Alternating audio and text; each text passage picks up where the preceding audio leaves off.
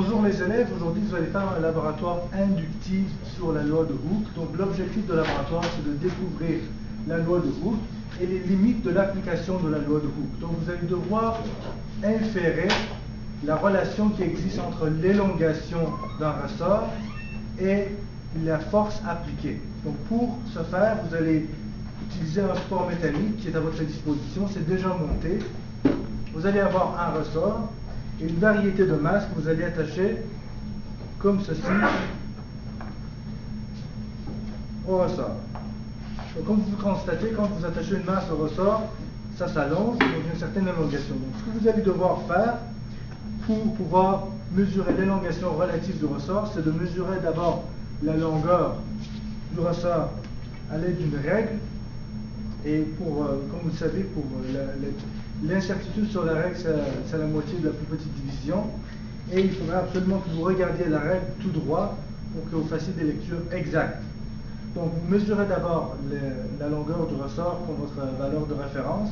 Ensuite, vous attachez une masse au ressort et vous remesurez la longueur du ressort pour avoir une idée de l'élongation. Donc la soustraction de la longueur de référence que vous allez mesurer sans les masses et la mesure que vous allez faire avec la masse pour vous donner l'élongation relative du ressort. Donc vous allez faire une série de mesures avec différentes masses et vous allez tabuler vos résultats, vous allez les représenter sous forme graphique et vous allez déterminer la constante de rappel du ressort. Donc tout ça, ça fait partie de laboratoire inductif pour déterminer d'abord la forme de la loi de Hooke et ensuite les limites de l'application de la loi de Hooke. Donc à quel moment la loi de Hooke ne s'appliquerait plus.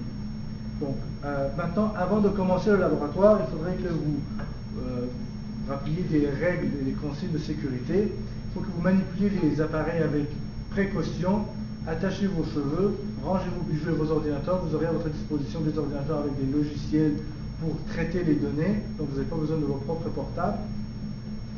Et ne pas vous déplacer inutilement, c'est un travail individuel, donc vous n'avez pas besoin de parler avec vos voisins. Si vous avez des questions, vous levez votre main et je serai à votre disposition pour répondre à vos questions. Donc juste vous rappeler que de bien attacher, de vous assurer que le montage est bien fait, c'est bien fixé, c'est bien attaché, il ne faut pas que ça se défasse pendant l'expérience. La même chose avec les masses, il faut faire très attention avec les masses, les manipuler avec précaution, ne pas les lancer. Et même chose avec le ressort, ça se peut que ça s'échappe, donc c'est important que vous vous assurez que le ressort est bien attaché à la barre et que ça ne se déplace pas pendant que vous faites votre expérience. Donc, je vous souhaite bonne chance et bon succès.